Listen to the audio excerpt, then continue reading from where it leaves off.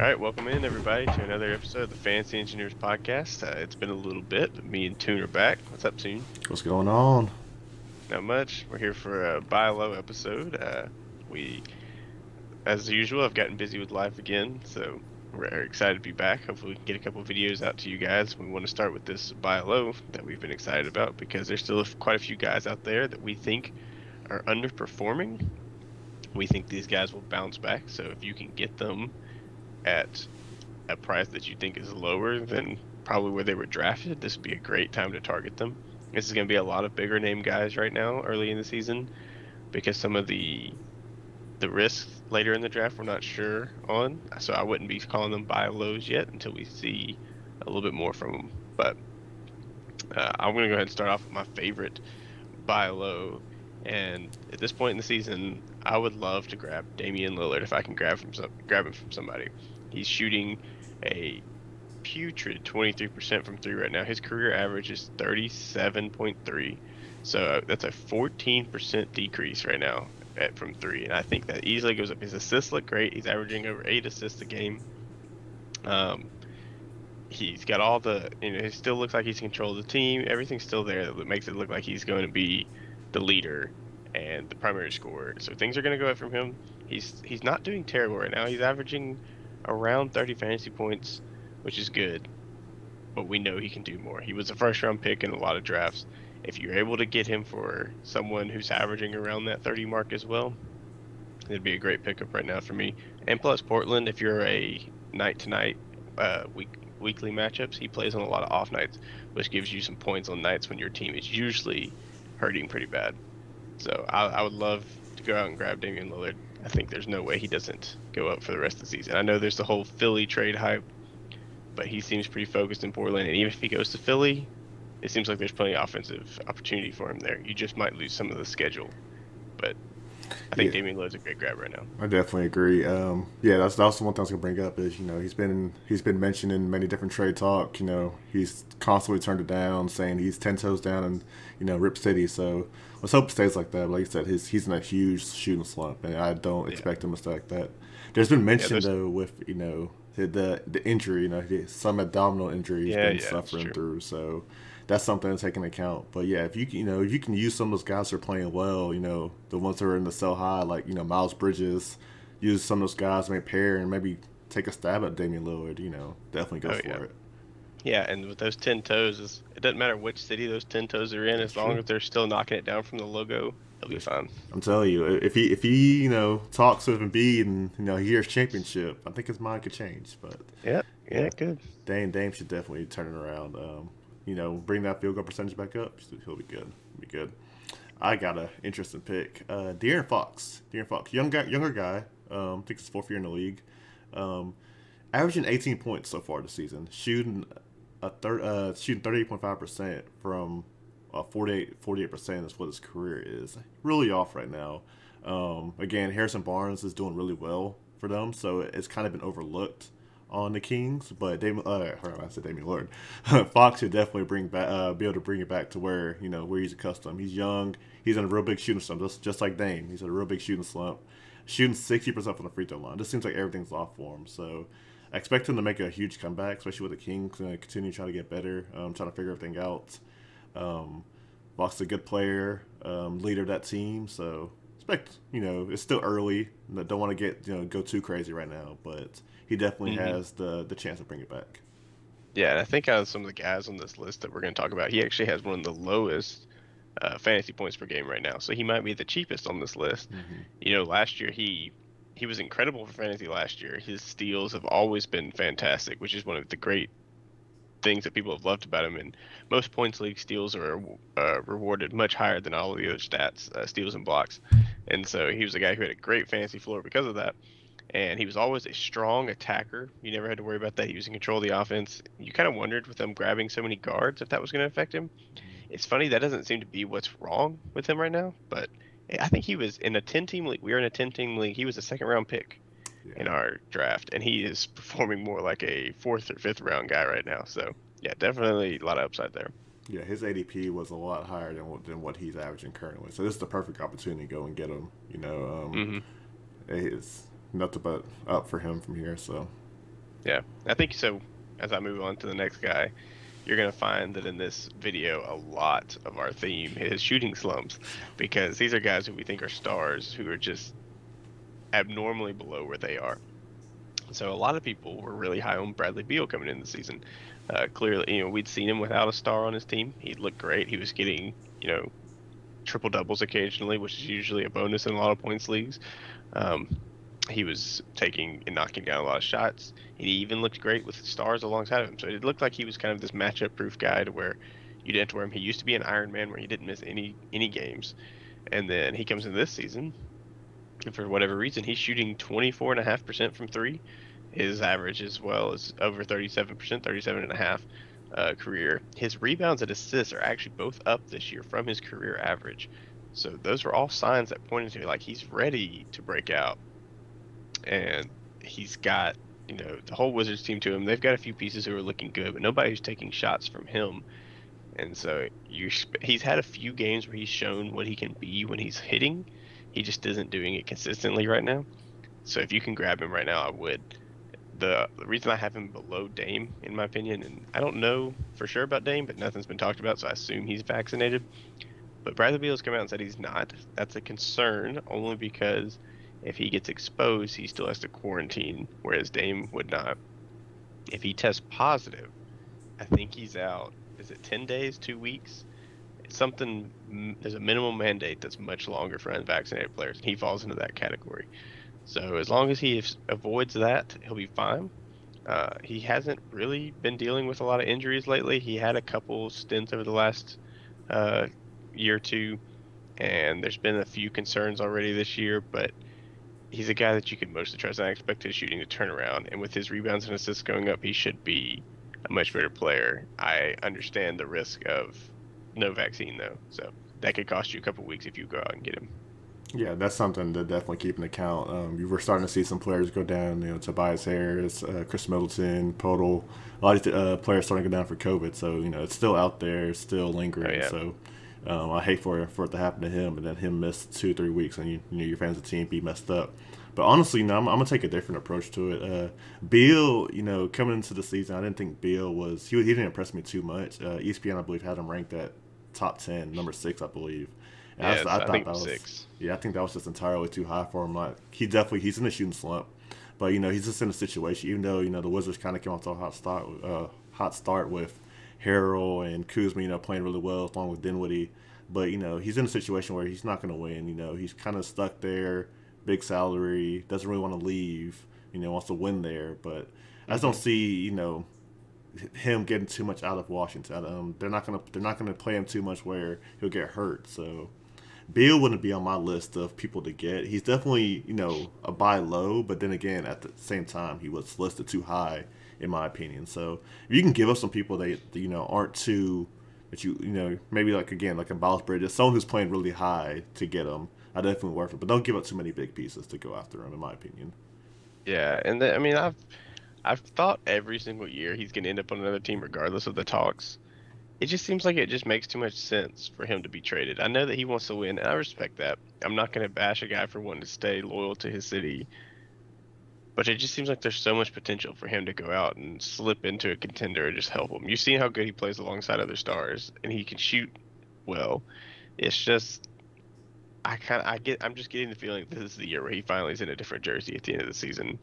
He may not be super thrilled about it, but if I was the Wizards and I really didn't think that I had championship aspirations, I would have to just trade him. I know he loves the city, we love him, but how are you going to rebuild when you've got a superstar that's keeping you in the middle of the drafts? Like you've just got to go for that tank. And I know fans hate that, and I understand that completely, but you just got to go for it. Oh yeah, if they want any hope for the future, that's the only way. I mean, Yeah, the picks you could get for him, good grief. yeah, exactly.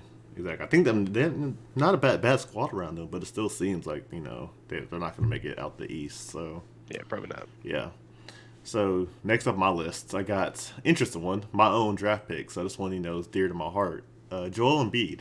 Joel Embiid. I've been watching a lot of Sixers game recently, and something looks off about him. He's top 10 talent, should be a top 10 talent, but he just looks unconditioned out there. He suffered with knee injuries in the past, so he's questionable every single game this year with a knee injury, a lingering knee injury. So something just looks off, whether it be conditioning, whether it be the knee, whatever it may be. So he's averaging a career low in points and rebounds and shooting 41% from the field, which is down from his career, which is 48. So he's definitely a buy low. But it's kind of honestly, kind of a scary buy low right now.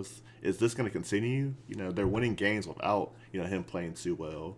Then again, I don't want to. You don't want to panic. It's only 8 games in the season. He could definitely turn around and become a monster. Get everything working out. But it's just kind of interesting to see how he's playing now, especially while Ben Simmons in the mix. Tobias Harris is now out with COVID, and he's still playing like this. Interesting stat tonight. He had 0 field goals. At halftime. Gosh. That's something that's really Wow. concerning. So it doesn't shoot a shot. You're the best player on the team. So definitely something to keep in mind. He's definitely buy low right now, but it's something to, do your own research, make sure, see, if you trust Embiid, if they can come back, take that jump. If not, just keep an eye out on him, kind of see where he goes. Yeah, Embiid was actually my preseason pick for MVP. I put it down because I thought with Ben Simmons kind of moving on, I thought he would be so mad about the whole situation. He would just dominate his way through the East. I knew the injury concerns were an issue, but he was close to winning MVP last season when he missed a large chunk of If he games. didn't sit So out 30 games. yeah, I was gonna say like he has the stats to do it. Um, and so I figured, hey, if you just sit out half of those games, people might vote you in as MVP if you play that well. Uh, but it's been very confusing. And like you said, the biggest thing to me is he's not dominating. They're winning games. Seth Curry has been their leading scorer multiple games now. Tobias is out. And if they trade for a star to replace Ben Simmons, then he could take more away. It could help him. Someone as dominant as him, he's maybe doing what they need. And the biggest question mark, red flag of all was he sat out for injury management on a non back to back, but has played in all the teams back to backs. It just gives me that, It's odd. whoa, when are they going to play him? Like I can't count on every single night. I have to check the injury report for rest management, Hmm. not just on back to back nights. Because you have Embiid on your team, Yeah, and and I have leave on work panicking multiple every time. occasions. Yeah, I have multiple occasions this season. I have gone to your team. I've clicked propose trade. I've clicked Embiid and gone to my team and just paused and tried to think how much do I want to give up for a guy I think could be MVP this season. But just the question marks have kept me every single time. I haven't gone through it. I sent you one, you didn't like it, No, but that's fine. that's the story for another Uh, day. But yeah, no. Like I said, 9 games in the season. Not gonna panic too quick. We're just getting rolling. My biggest concern is him playing like this and the Sixers still winning. Maybe they start really resting him. They have Andre Drummond as his backup, who's playing really well when he's not playing. So it's kind of concerning. So something definitely keep your eye on.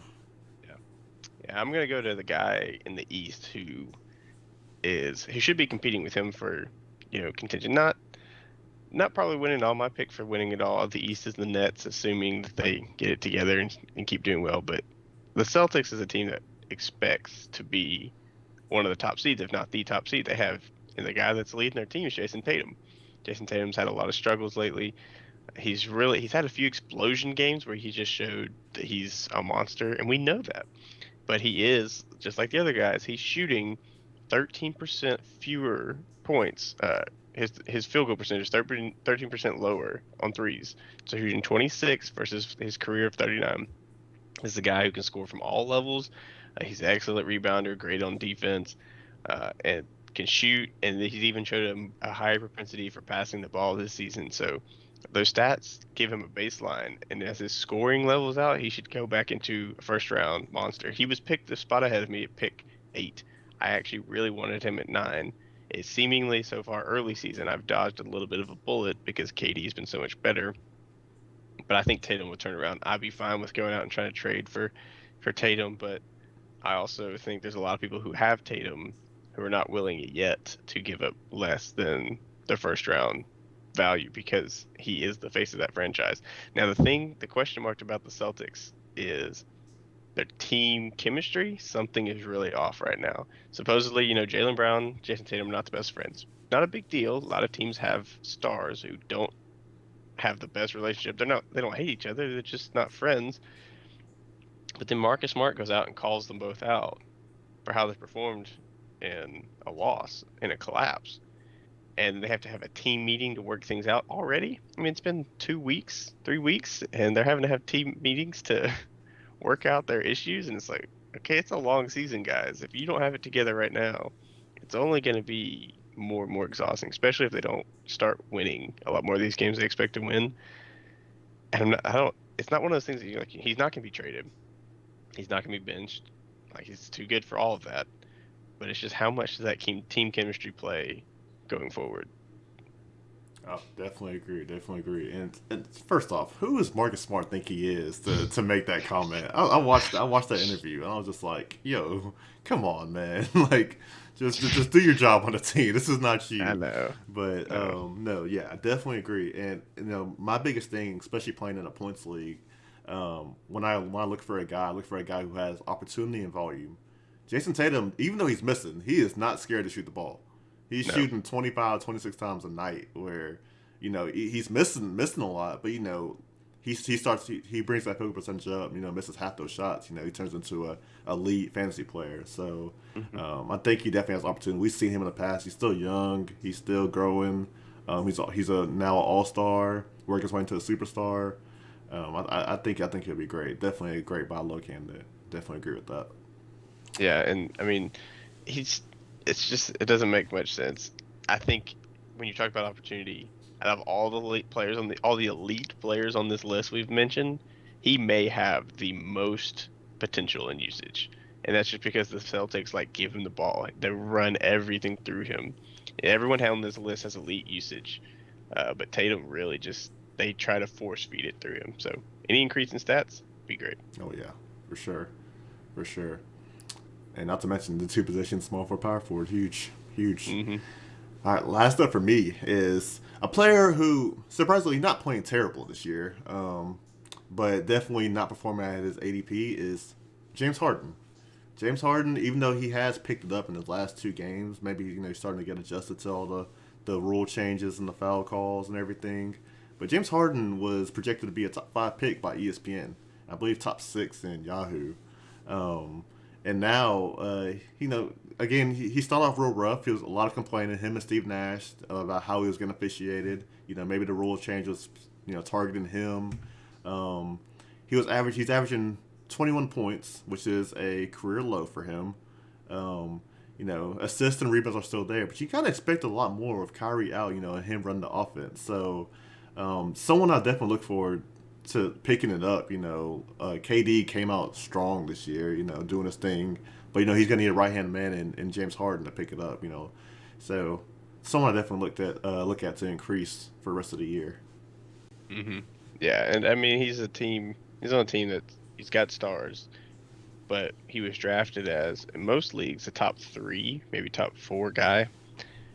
So he was expected to run the offense, which was great. Like if you are giving the ball, passing the ball to Kevin Durant for shots, you expect to get assists. If you're passing the ball to Joe Harris, Kyrie Irving, expecting to get shots, you should get assists.